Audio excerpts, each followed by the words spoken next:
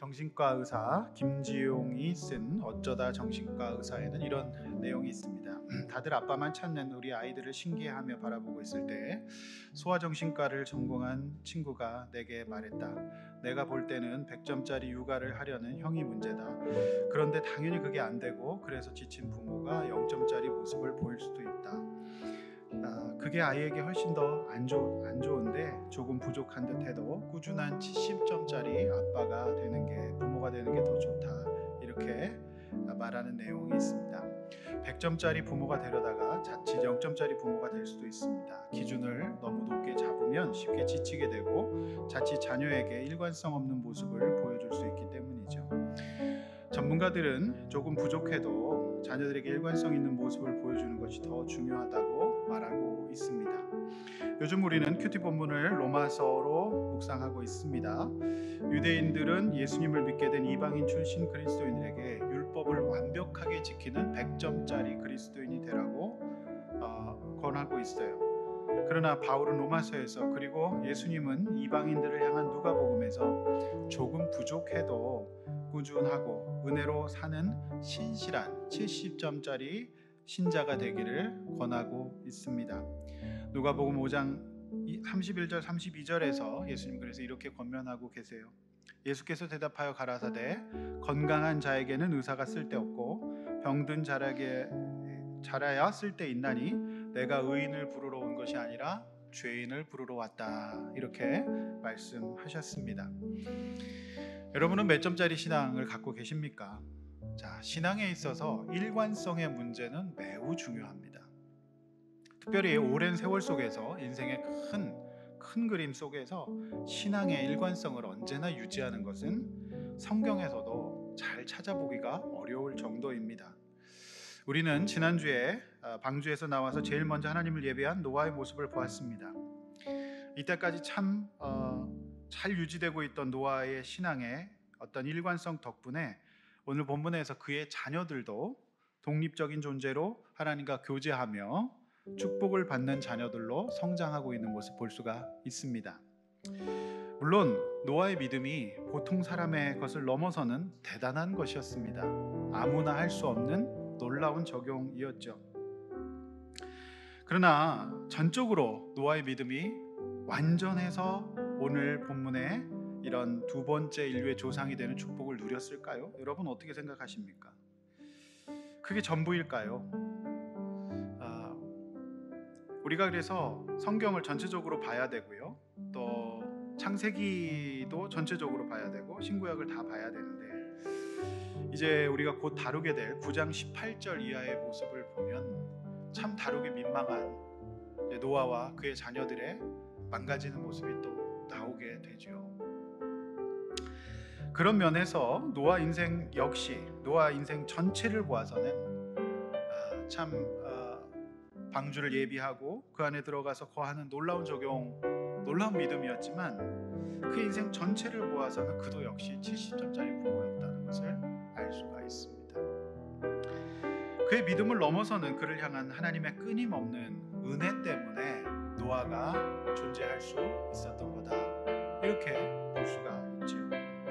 저는 오늘 노아와 그 아들들에게 복을 주시며 라는 제목으로 두 가지 말씀을 준비했습니다. 첫째는 노아와 그 아들들에게 복을 주신 하나님 1절이고요. 노아와 그 아들들에게 살아갈 양식을 주시는 하나님 2절에서 7절 이렇게 두 가지 내용입니다.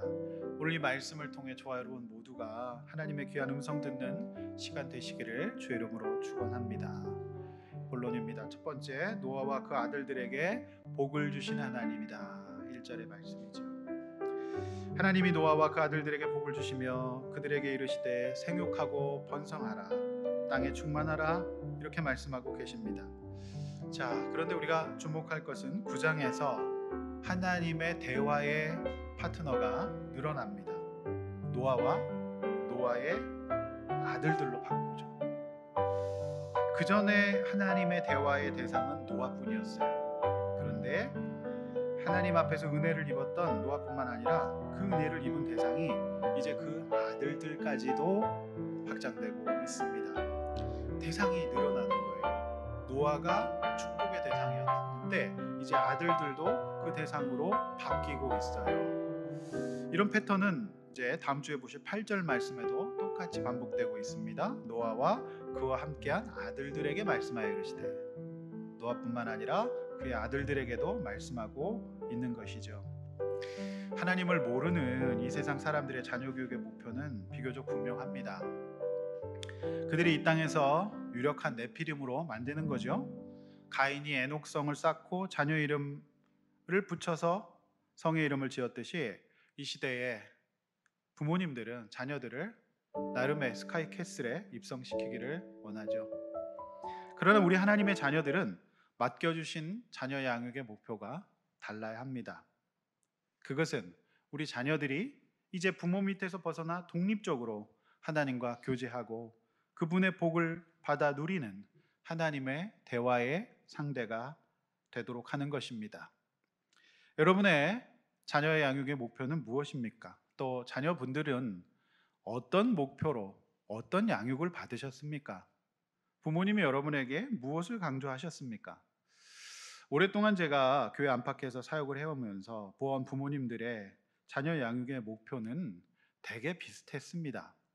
교회 안에 분들이나 교회 밖에 분들이나 크게 달라 보이지 않았습니다. 교회 안에 있는 분들은 신앙생활은 잘하면 다행이고 무엇보다도 이 세상에서 도덕적이고 바람직하고 지식적으로 똑똑하고 경제적 사회적으로 능력 있기를 바라시는 것 같았습니다. 물론 그 자체가 나쁜 것은 아닙니다. 다만 믿지 않는 사람들처럼 그것만이 전부가 되어서는 안 된다라고 하는 것이죠.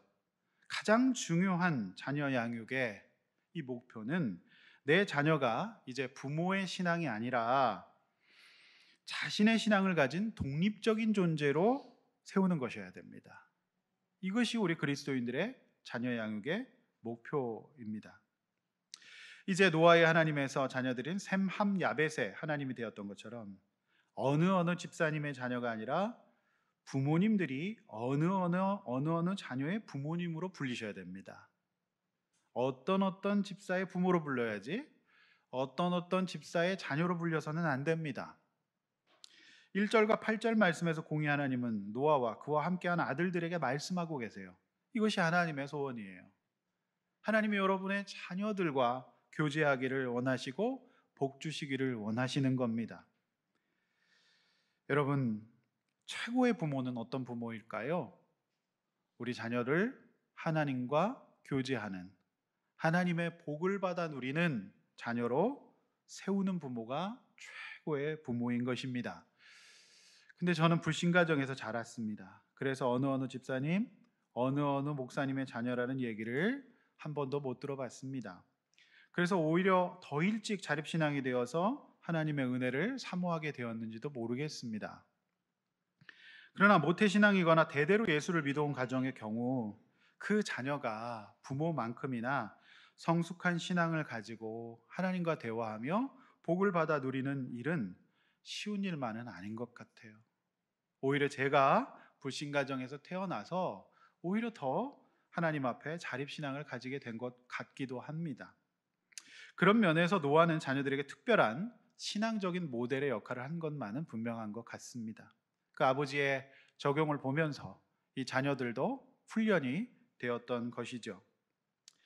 그러나 이 대목에서 한 가지 더 생각해 봐야 될 것이 있어요. 저는 오늘 본문 1절이 부모와 자녀들 모두에게 주는 우선적인 교훈은 이겁니다. 내가 자녀라면, 내가 아직 자녀가 없다면 부모의 신앙을 벗어나서 독립적이고 하나님과 교제할 수 있는 그런 자녀가 되었는지를 보셔야 됩니다. 그리고 또 부모님들은 내 자녀를 그렇게 하고 있는가를 보셔야 됩니다. 이게 이제 첫 번째 우선적인 교훈인데 한 가지 더 생각해야 될 것이 있어요. 자, 저는 지난 주일에 8장 20절 22절의 말씀으로 노아가 여호와께 제단을 쌓고라는 제목의 말씀드렸습니다. 그런데 저는 사실 21절 말씀 좀 마음에 걸렸어요. 21절에 하나님이 사람의 마음이 계획하는 바가 어려서부터 악하다 이렇게 말씀하고 계시거든요. 제가 곰곰이 묵상해 봤습니다. 왜 하나님은 홍수의 심판이 끝난 뒤에도 홍수 전에 하셨던 말씀인 사람의 마음이 계획하는 바가 어려서부터 악하다고 말씀하셨을까? 21절 말씀을 듣는 대상은 분명히 홍수 심판 뒤에 유일한 생존자였던 노아와 그의 가족들에게 하신 말씀이었어요. 그렇지 않습니까? 노아가 방주에서 나온 뒤에 하나님 제일 먼저 예배했던 것은 참으로 귀한 모습이에요. 너무 놀라운 모습이죠. 다양한 답들이 나오더라고요. 어떤 분은 뭐 뛰어다니겠다, 목욕탕을 가겠다, 뭐 여러 가지 말씀들을 하셨는데, 방주에서 자신과 가족들을 구원하신 하나님께 대한 감사의 제사는 참 귀한 거였습니다. 그런데 제가 이제 서론에서도 말씀드렸듯이 창세기를 좀 더 전체적으로 보거나 나아가 구약과 신약의 인간의 모습을 좀 더 살펴보고 당장 이제 9장 18절 이하의 모습을 보면 하나님께서 21절에 말씀을 하신 이유를 알 수가 있어요. 하나님은 노아와 그의 가족들의 예배를 기뻐 받으셨습니다. 그리고 이때까지 일관성을 잘 유지하고 있지만 동시에 하나님은 그들이 연약한 죄인이라는 것도 알고 계셨던 거예요. 지난주 본문에서 노아의 모습 너무나도 귀했습니다. 그러나 노아 역시 시간이 흐르면서 넘어질 수밖에 없는 죄인이었던 것 같아요. 노아의 아들이었던 셈함 야벳 중에 특별히 함의 행동을 보면 그가 얼마나 연약한 죄인이었는지를 알 수가 있습니다.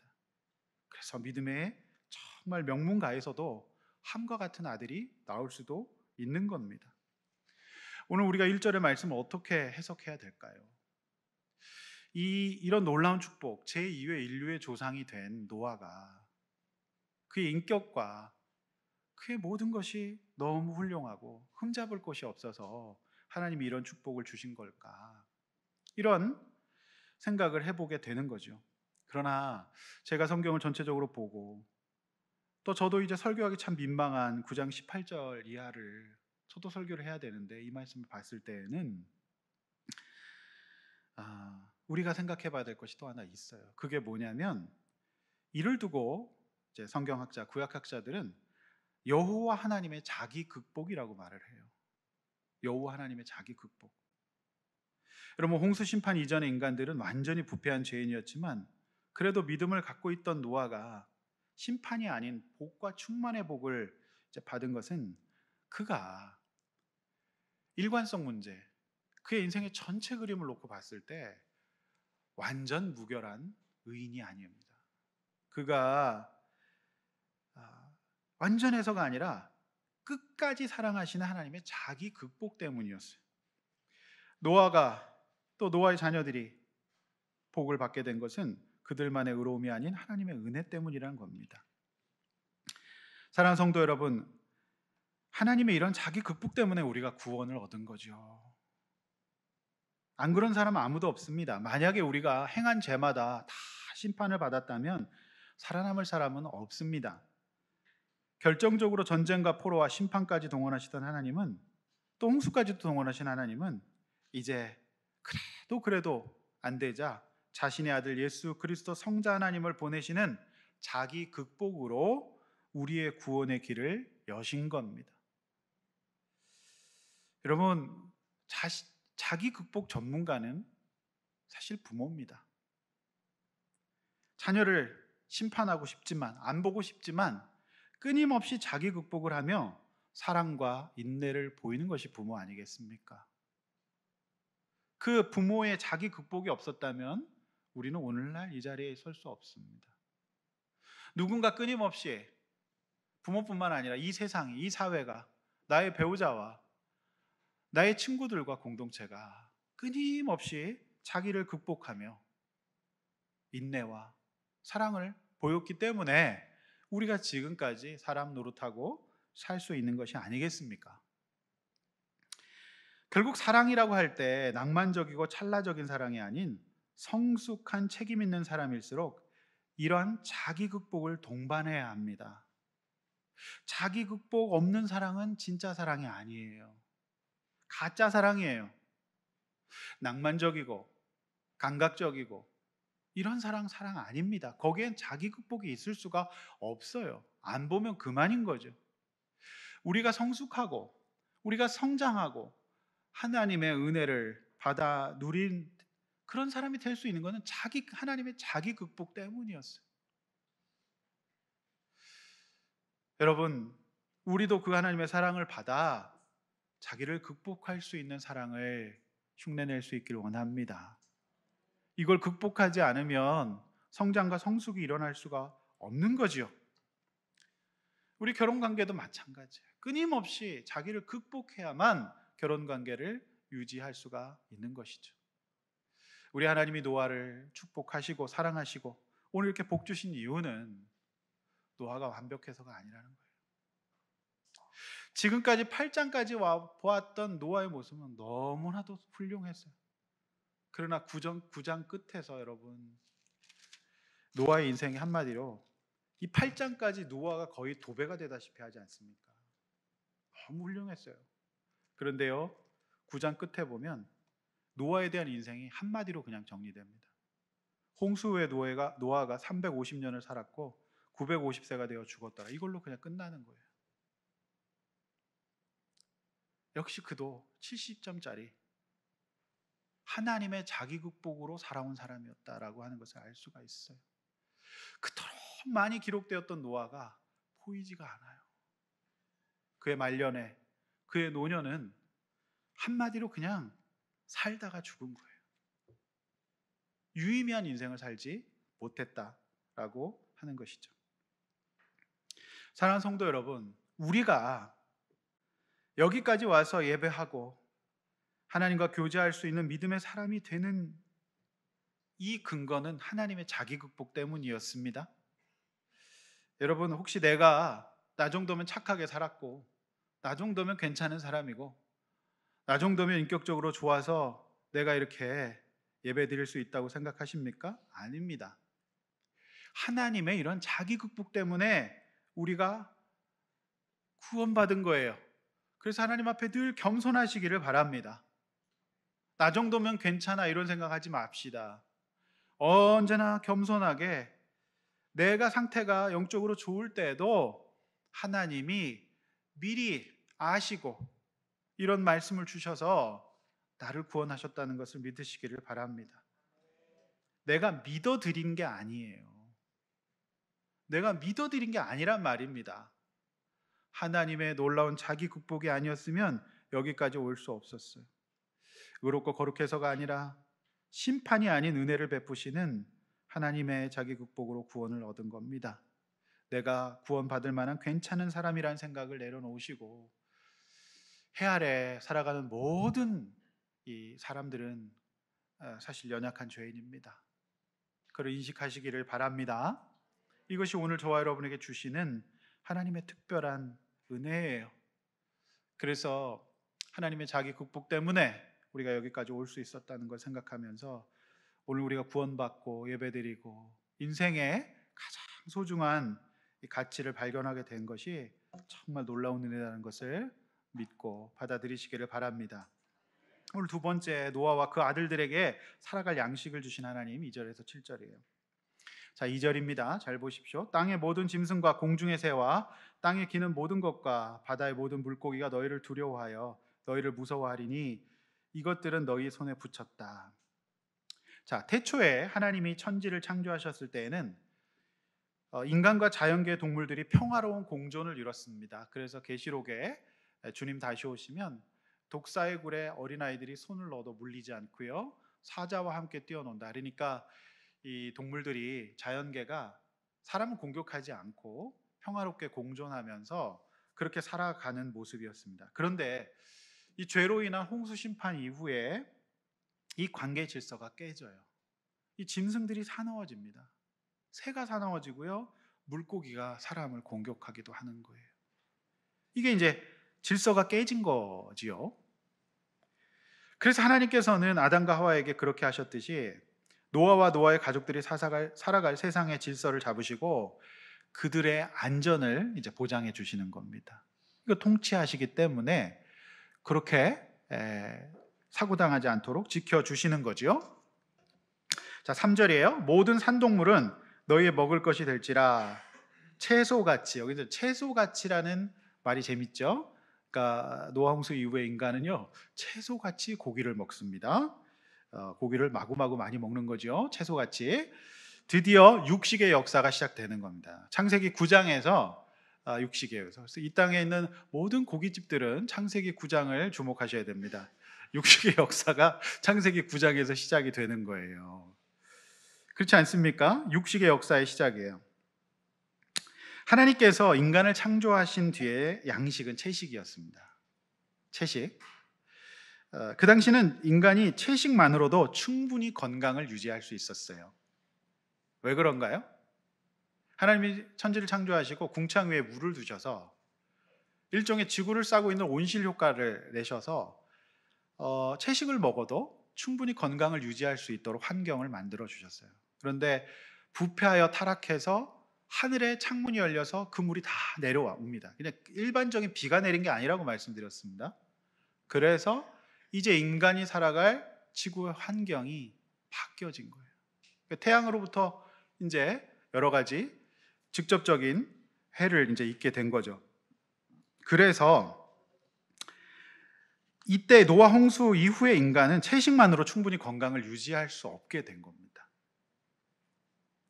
그래서 하나님께서 인간의 이제 양질의 단백질 공급을 위해서 육식과 물고기를 채소와 함께 이제 주신 것이죠. 따라서 채식도 육식도 모두 성경의 가르침이에요. 일방적으로 이제 좀 치우치기가 어렵습니다. 어떤 목사님들이 제가 지난주도 말씀드렸지만 채식만 하자라고 주장하시는 분들도 계세요. 근데 저는 그렇게 하면 영양학적으로도 또 여러 가지 병증을 갖고 계시는 분들도 단백질 공급을 받으라고 의사 선생님들이 말씀하고 계시지 않습니까? 그러나 이제 한 군데에서 치우친 사람들이 요즘에 채식으로 많이 돌아서고 있습니다. 이제 2020년 통계에 따르면 전 세계 채식 인구는 1억 8천만 명으로 미국 927만 명, 독일 738만 명, 영국 366만 명 순인데요. 특별히 독일은 인구의 한 10%가 채식주의자인 채식 선진국이라고 하지요. 그리고 또 비건 레스토랑도 막 늘어나고 있는 것을 보면 사람들이 채식을 점점 더 선호하고 있기는 한 것 같습니다. 자, 4, 5절입니다. 그러나 고기를 그 생명되는 피채 먹지 말 것이라 이렇게 말하고 있습니다. 이게 무슨 말일까요? 자, 육회나 선짓국은 먹지 말란 말일까요? 오늘 순댓국이 나오거든요. 먹어야 될까 말아야 될까요? 피채 먹지 말라 그랬는데 거기 막 고기도 많이 들어가 있고요. 그 다음에 순대 피채 먹지 말라 그랬는데 여러분 사실 먹어도 됩니다. 육회 먹어도 됩니다.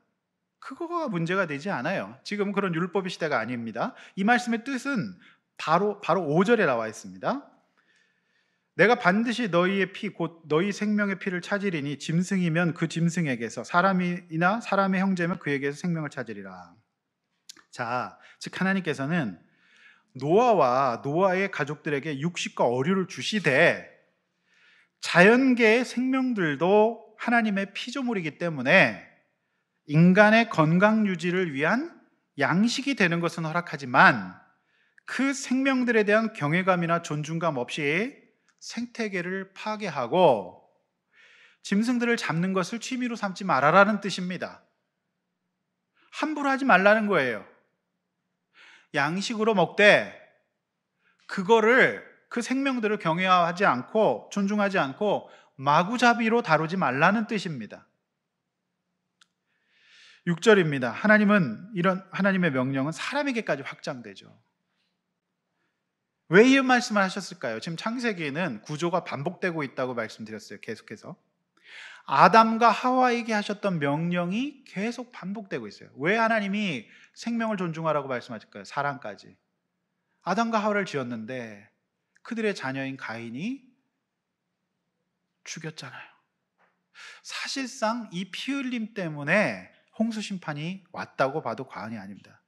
왜냐하면 가인이 여호와 앞을 떠나 가인의 성을 쌓고 그리고 그 안에서 기술 문명과 문화예술 문명과 이런 것들을 꽃피우면서 하나님을 대적했거든요.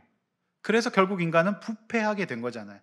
그러니까 이걸 기억하시는 하나님이 이제 두 번째 인류의 조상이 노아에게 너 절대 사람 함부로 죽이면 안 된다. 사람을 존중해라. 이것 때문에 심판이 벌어졌기 때문에 그렇게 하지 말라는 말씀을 하셨던 겁니다. 그래서 1장 28절의 명령이, 창세기의 명령이 이제 노아와 그 가족들에게 그대로 이어지고 있다는 말씀인 거예요. 우리는 이 대목에서 깊이 생각해 봐야 될 것이 있어요. 여러분 보십시오. 이 땅의 모든 양식은 오늘 분명히 하나님이 거저주세요. 사 먹지 않았습니다. 식권 내고 먹는 거 아닙니다. 분명히 하나님이 거저주셨어요. 근데 우리는 요즘 어때요? 대가를 지불하잖아요. 사람들이 그것을 잡고 기르고 유통하고 요리하신 분들에 대한 인건비를 지불하는 거죠. 근데 잘 생각해 보시면 어부가 고기를 잡죠. 그러나 그 안에서 물고기가 자라고 어패류가 자라고 농부들이 땅에 심으면 그건 자동으로 나오는 거잖아요. 하나님이 비를 내리시고 햇빛을 주시고 추위와 겨울을 주신 지난주 말씀처럼 심음과 거둠을 주신 것은 이거는 인간이 한 게 아니잖아요. 하나님이 그냥 해주시는 겁니다. 분명히 오늘 그냥 주셨어요. 그러므로 자연에서 나는 식재료들인 이것을 먹을 때마다 우리는 뭘 생각해야 됩니까? 하나님이 주신 것을 생각해야 돼요. 모든 거 하나님 거저 주신 겁니다. 대가를 지불하지만 그건 인건비죠. 누가 자연계를 지어서 할 수 있겠습니까? 빛값, 햇빛값 내는 사람 없습니다. 하나님이 그냥 주시는 거예요. 자, 우리가 여기서 잘 생각해야 될 것은 우리 인생의 목적인데요. 우리 인생의 목적이 잘 먹고 잘 사는 것이 될 수가 없다는 뜻이에요, 이것은.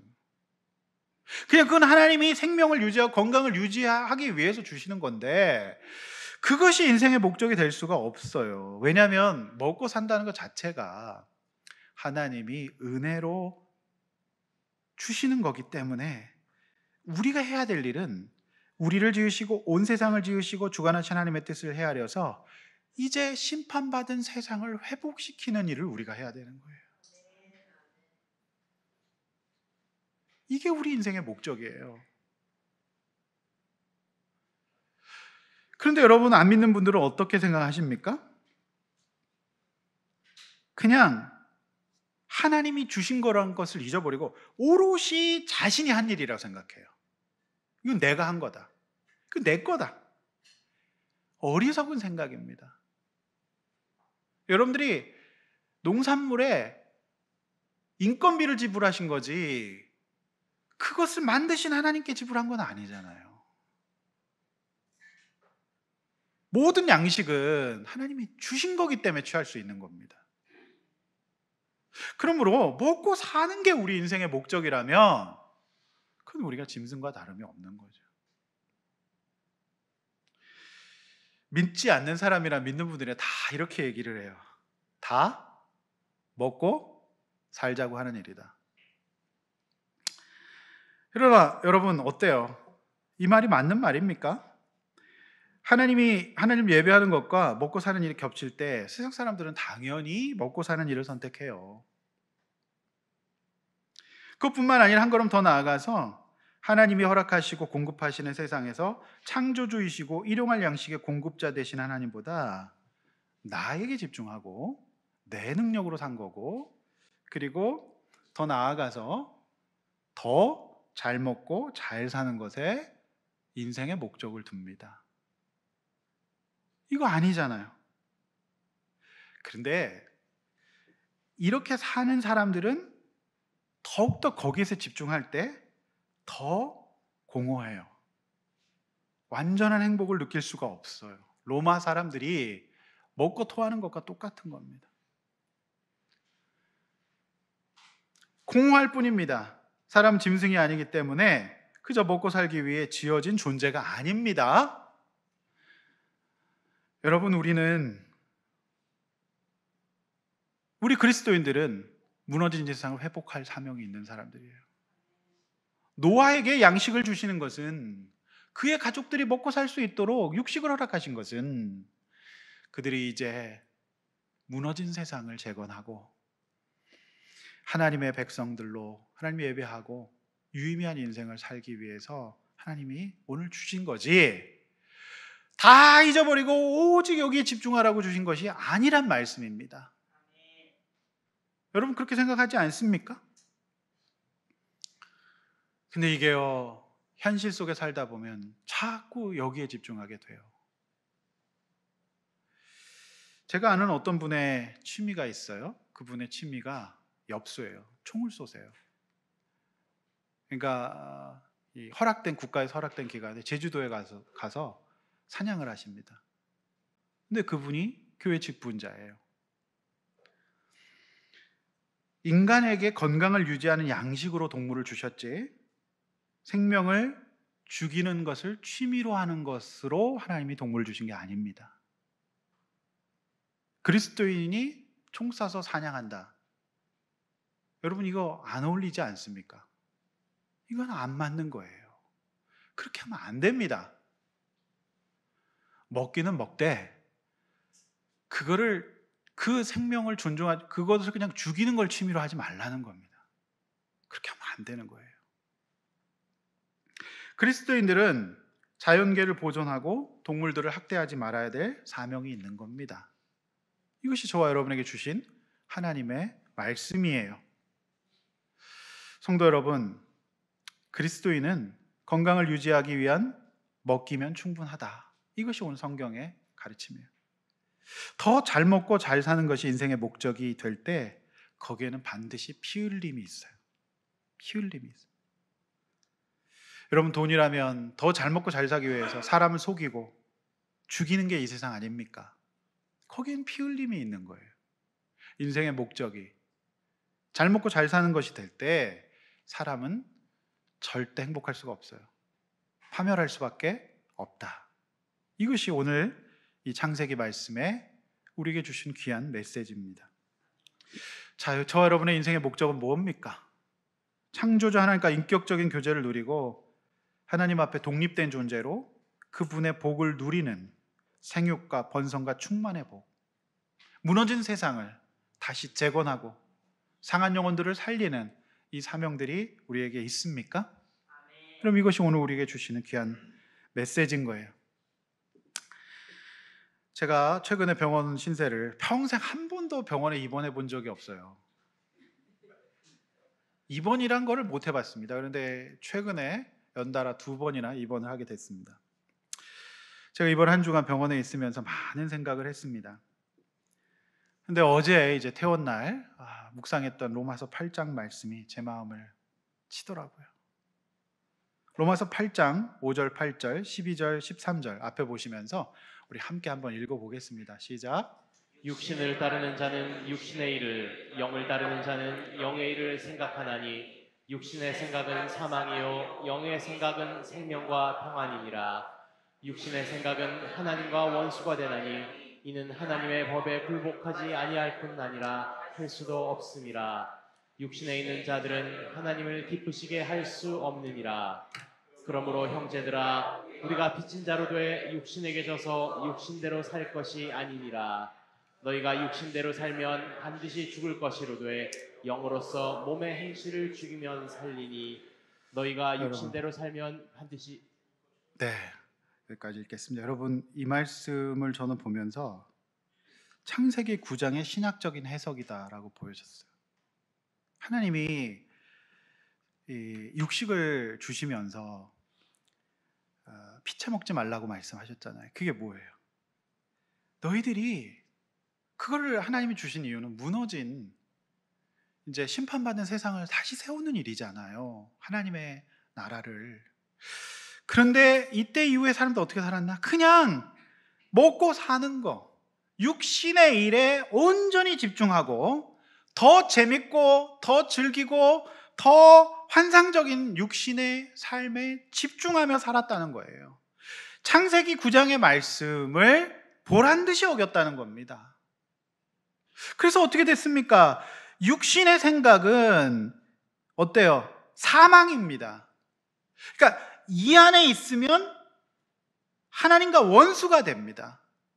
육신의 생각, 그러니까 먹고 오로지 사는 거, 여기에 집중하면 절대 평안이 없어요. 영의 생각이 평안이죠. 없다라고 하는 겁니다. 그 로마 사람들이 행복하지 않았어요. 절대 행복하지 않습니다. 여기 집중하지 말라. 그래서 하나님의 법에 굴복하지 할 뿐만 아니라 원수가 됩니다. 이렇게 살면. 근데 이 창세기의 참 마음 아픈 스토리는 이제 이 사람들이 곧 뭘 쌓아요? 바벨탑을 쌓아요. 왜 높게 하늘에 닿게 쌓을까요? 홍수를 이겨나겠다는 거예요. 그래서 이 바벨탑 사건 때문에 또 그게 생기잖아요. 영어를 공부해야 돼요. 영어를 그때부터. 제2외국어를 해야 돼요. 언어가 혼잡해져요. 인간들이 그것만 안 쌓아도 우리가 어학 때문에 이렇게 고생은 안 해도 되는데. 어쨌든 여러분, 생명이 없어요, 그 안에. 그래서 육신에 있으면 하나님 기쁘시게 할 수 없어요.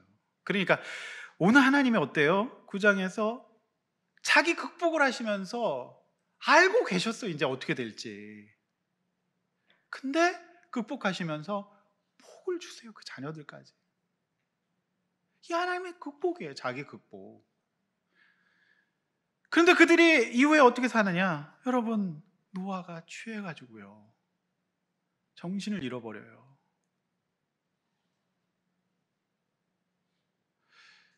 완전 땅의 사람이 됩니다. 그래서 노아 인생에 대한 기록은 몇 년 살다 죽었더라 끝이에요. 그러니까 이게 일관성 문제가 얼마나, 특별히 세월 속에서 일관성은 신앙의 전부입니다. 오랜 세월을 자기 극복을 하며 신앙생활을 일관성 있게 하는 게 정말 믿음의 사람이에요. 찰나가 아닙니다. 그럼 그게 하나님 보시는 거죠. 그래서 형제들, 우리가 빚진 자로되 육신에게 져서 육신대로 살지 말고 육신대로 살면 반드시 죽을 것이로되 참 영으로서 몸의 행실을 죽이면 산다. 영으로서 몸의 행실을 죽이면 산다. 이 말씀이 먹고 살 것 많은 이 세상 가운데 저와 여러분에게 주시는 창세기 9장의 신약적인 해석으로 저는 보였어요. 올해 평생 하지 않았던 두 번의 입원 중 첫 번째 입원은 협심증 때문이었습니다. 어려서부터 운동을 하고 건강했던 저는 한 번도 그 생각을 한 적이 없었어요. 그런데 개척을 하고 5년 동안 목회를 하면서 사실상 목사들에게 낙은 많은 목사님들 둘 중 하나입니다. 커피에 집중하세요. 또 하나는 먹는 거에 집중합니다. 낙이 없으니까요, 이 세상에. 그래서 5년 전만 해도 팔팔했던 제 육신이 이제 개척 후 5년 동안 또 코로나 3년 통과하고 뭘 했어요? 먹었죠.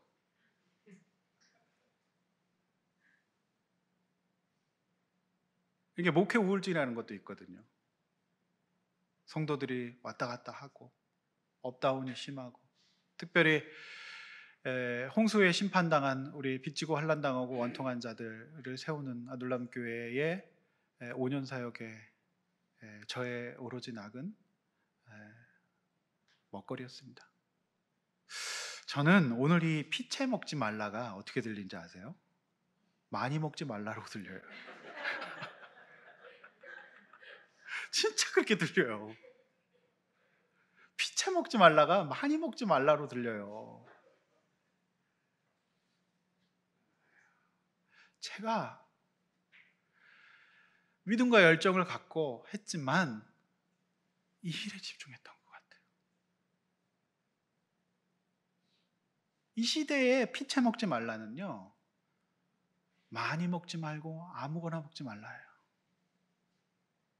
더 현실적으로 야식을 먹지 말라예요. 배달의 민족을 지워라예요. 쿠팡이츠를 지워라예요. 여러분,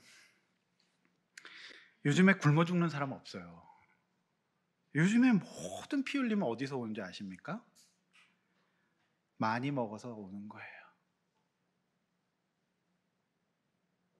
하나님은 육식을, 이 땅의 양식을 사명을 위한 생명유지의 조건으로 주셨지, 그것을 즐기는 것을 인생의 낙으로 삼고 살라고 주신 것이 아니에요.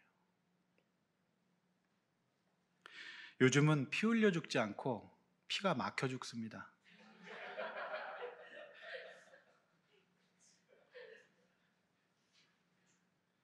세상이 달라졌어요. 따라서 내가 무엇을 먹느냐는 내 신앙생활에 굉장히 중요한 거예요. 내가 무엇을 먹느냐가 내 신앙이에요. 피 막혀 죽습니다.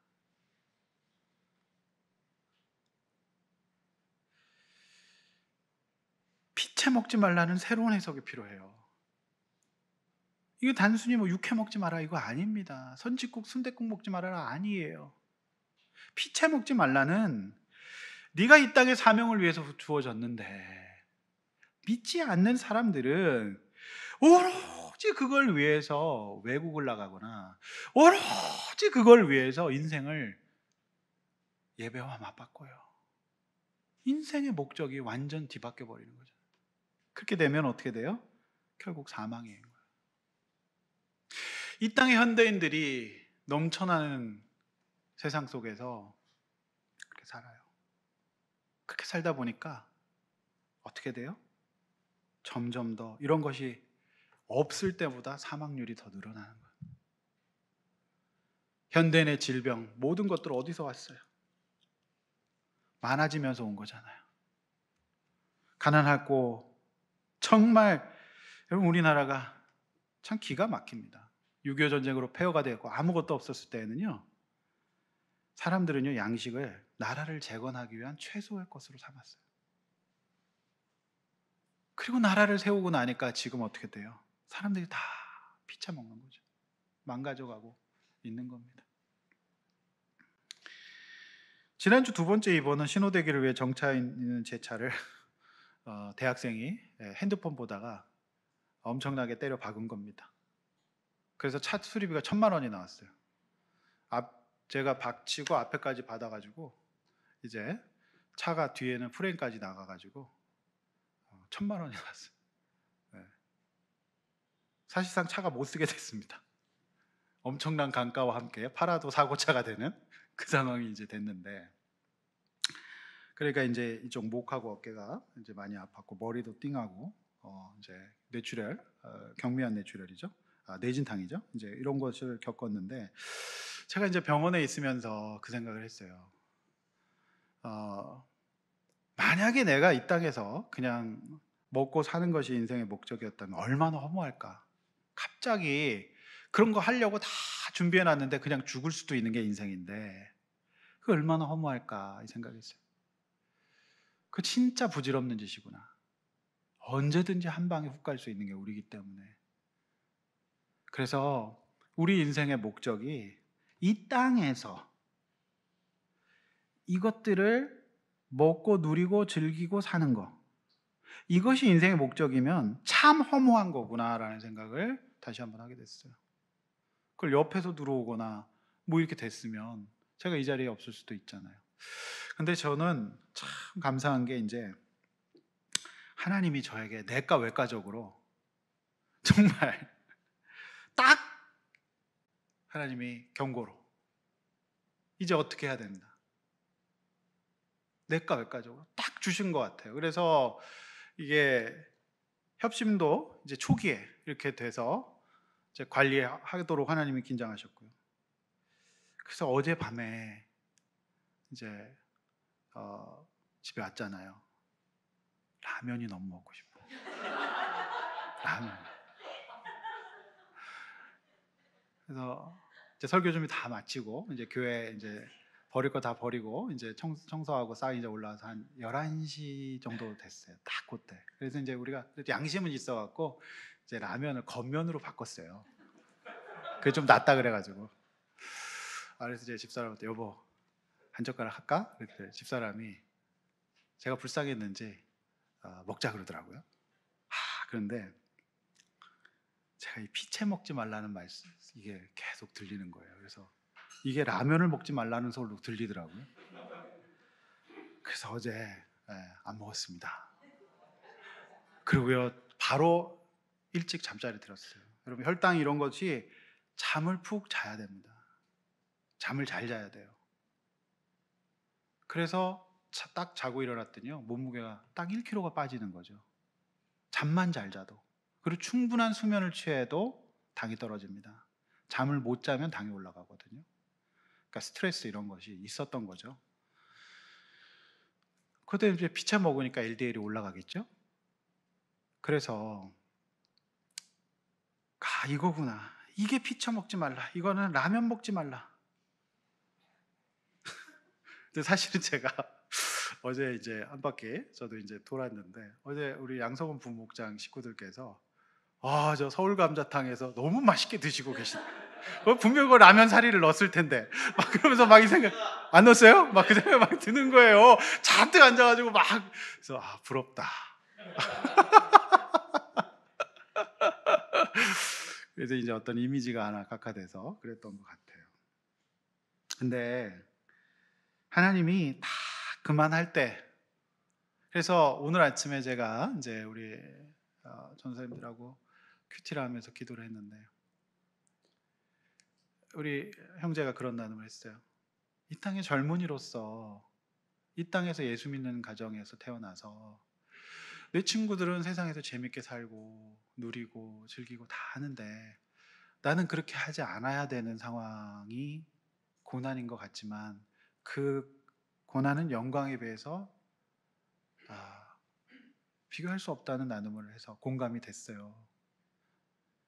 그래서 무슨 운명으로 선교사의 자녀로 태어나가지고 어려서부터 저 위에 화장실도 없는 골방에서 자면서 여기서 지금 이러고 있을 건가? 그죠? 근데 내가 그의 부모가 내 동기잖아요.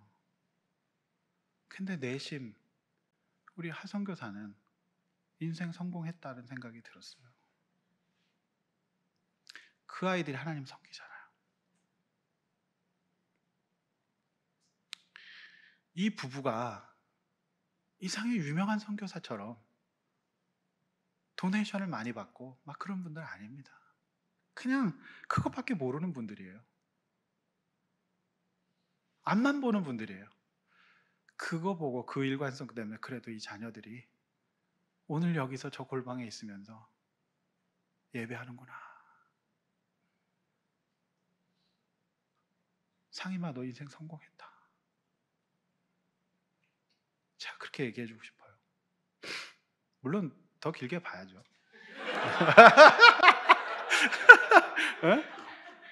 길게 봐야죠.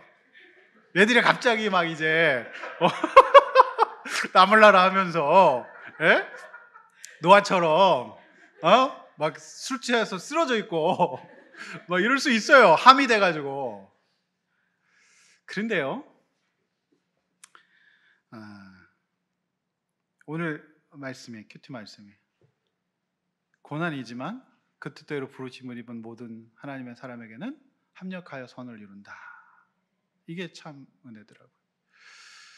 평생 병원 근처에도 가지 않았던 제가 최근에 2번의 입원을 하게 되면서 오늘 그 말씀의 은혜를 저는 믿습니다. 고만할 때 그렇게 차를 때려 박았는데 뼈도 안 부러지고 이렇게 살아있고, 그리고 초기에 이렇게 관리하게 하시는 하나님의 은혜가, 이거 모르고 그냥 살면 갑자기 죽는 거거든요. 갑자기 가슴 잡고 죽는 겁니다. 심근경색인 거예요. 그래서 이제라도 하나님 합력해서 선을 이룬다. 그래서 저는 오늘 이 말씀이 남에게 주신 말씀에 저에게 주신 말씀을 생각하고 병원에서 이 말씀 묵상하면서 회개 많이 했습니다.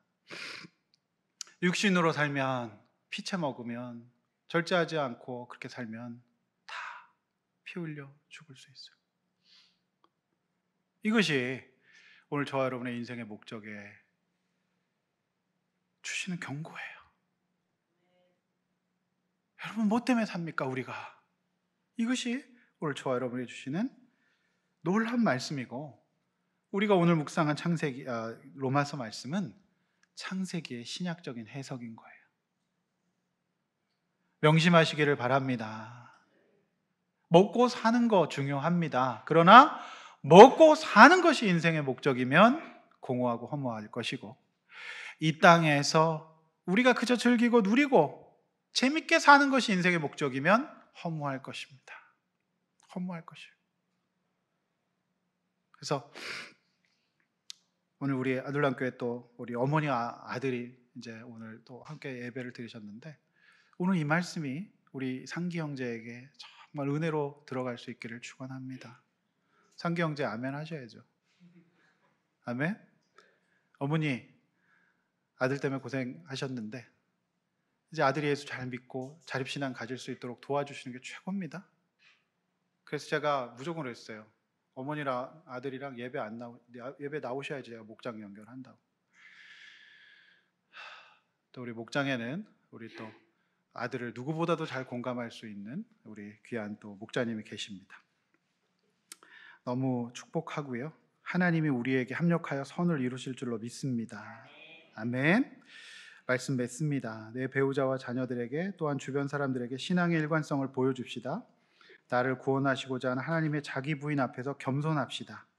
그저 잘 맞고 잘 사는 것이 내 인생의 목적이 아니라 이 세상에 살면서 영으로서 하나님과 원수되는 육신의 생각을 버리고 생명을 소중히 여기고 자연계를 보존하고 하나님의 은혜의 축복을 받아 누리는 저와 여러분들이 되시기를 축원합니다. 명심하십시다. 오늘 이렇게 한번 목장에서 나눠봅시다. 부모로서 내 자녀 양육의 목적은 무엇인가요? 또 내가 자녀라면 이제 어떤 양육을 난 받았나요? 그리고 노아의 아들들과 같은 자립신앙을 가졌습니까? 우리 자녀분들 자립신앙 가집시다.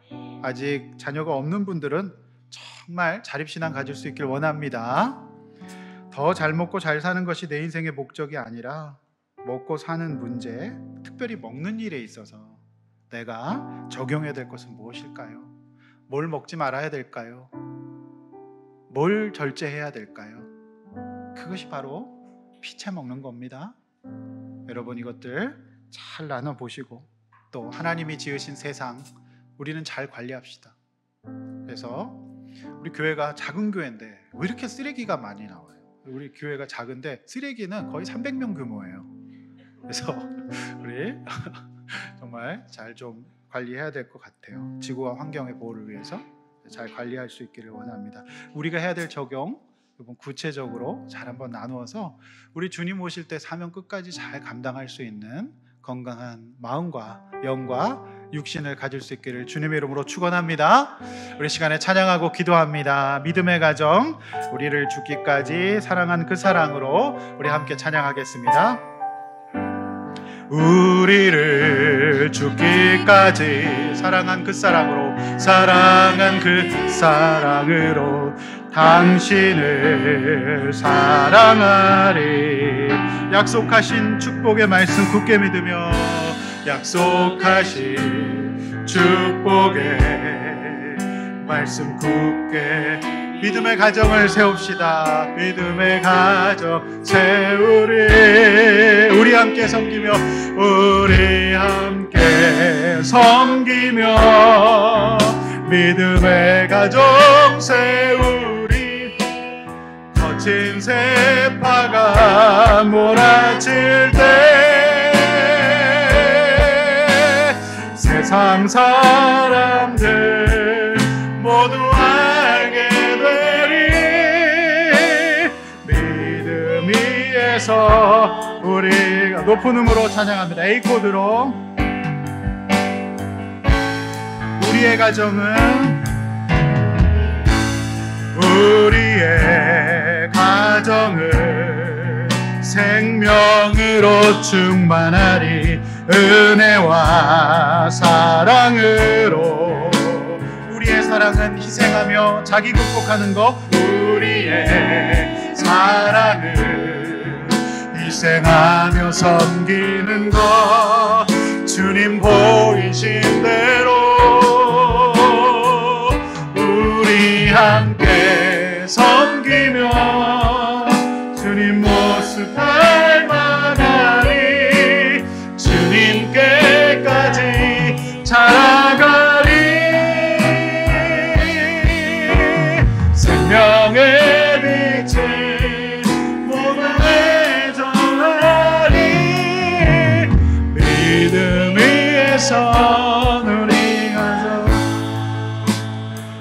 들은 말씀 생각하며 한번 기도하십시다. 하나님, 저는 이런 양육을 받았습니다. 그래서 제가 아직 저의 자립신앙이 되지 않아서 하나님의 복을 받아 누리지 못하는 부분이 있습니다. 이제라도 내가 독립적인 존재가 되어 하나님과 교제하게 하여 주시옵소서. 그렇게 기도하시고, 또한 우리 부모님들은 하나님, 내가 내 아이들을 잘못 키웠습니다. 내 자녀를 잘못 키웠습니다. 그 아이를 자기를 극복하면서 주님의 사랑을 보여주며 복음을 전했어야 되는데 내가 그렇게 키우지 못한 저를 용서하여 주시고 이제라도 내 자녀가 하나님 앞에 자립신앙을 갖게 하여 주시옵소서.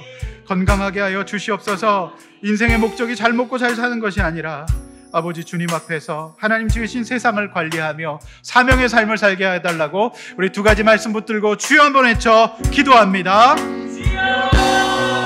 하나님 아버지, 우리